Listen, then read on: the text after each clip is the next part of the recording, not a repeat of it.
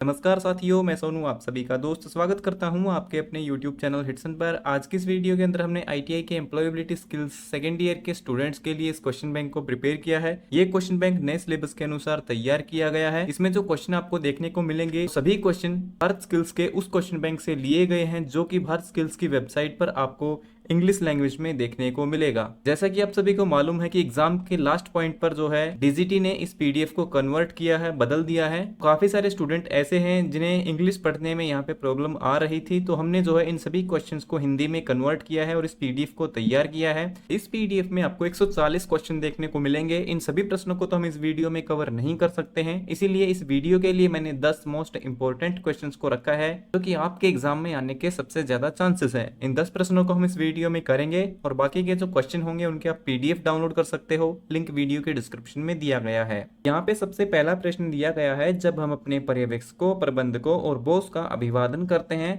तो हम उनका अभिवादन करते हैं डैश। तो किस तरीके से करते हैं? हम उनका अभिवादन औपचारिक रूप से करते हैं, उनका औपचारिक रूप से वेलकम करते हैं। तो सही उत्तर होगा ऑप्शन सी, इनफॉर्मल रूप से। दूसरा प्रश्न है, ऐसी गतिविधियां जो हमें रोजमर्रा के काम से डैश करने में मदद करती हैं उन्हें शौक कहा जाता है।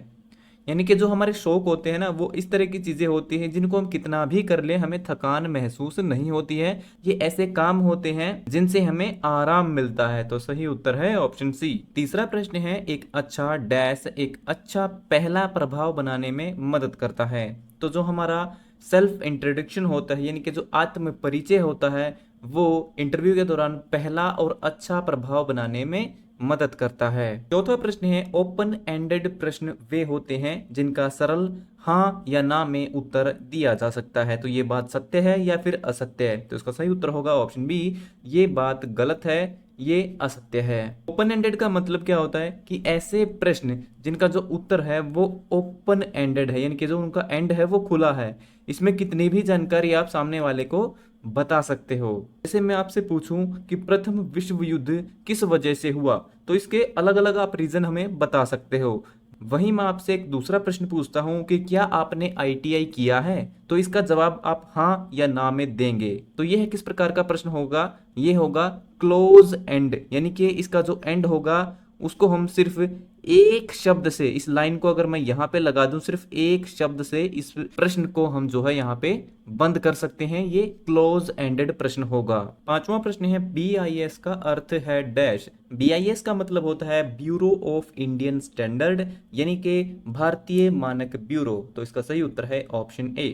छठा प्रश्न है, दिए गए विकल्पों में से प्रोफेशनल नेटवर्किंग प्लेटफॉर्म की पहचान करें। यानी कि एक ऐसा प्लेटफॉर्म जहां पे हम प्रोफेशनल लोगों से नेटवर्क बना सकते हैं, उनसे मिल सकते हैं, तो वो है लिंक्डइन। लिंक्डइन पर जितने भी लोग होते हैं वो ज्यादातर प्रोफेशनल होते हैं जो कि अपना अकाउंट बनाते हैं।